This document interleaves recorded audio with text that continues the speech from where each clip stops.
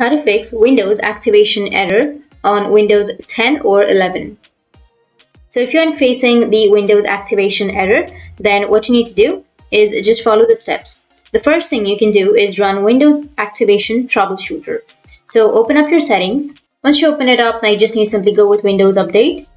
And under your Windows Update now, here you will have the Troubleshoot option. You can simply go with the Advanced options and you need to run the Troubleshooter.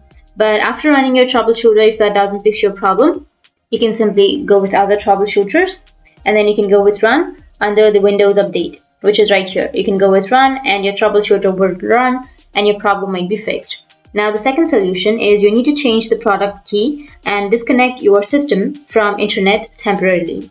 So just go with settings again, go with system, which is on the left side, and here you will have an option of activation. Go with activation.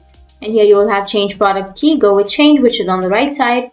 And here you need to enter your product key, change it. Once you've changed, you need to go and temporarily turn off your internet connection and your problem might be fixed. But if that still doesn't fix your problem, next, the third thing you need to do is you need to use some activation commands. So what you need to do is just go with CMD, run your command prompt as an administrator and click on yes. And here you need to enter some commands. So the commands goes like slmgr space /upk. Hit the enter.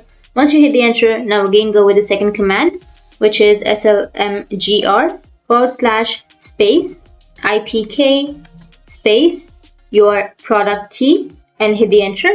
And after that, your problem will be fixed. That's how you can fix your Windows activation error.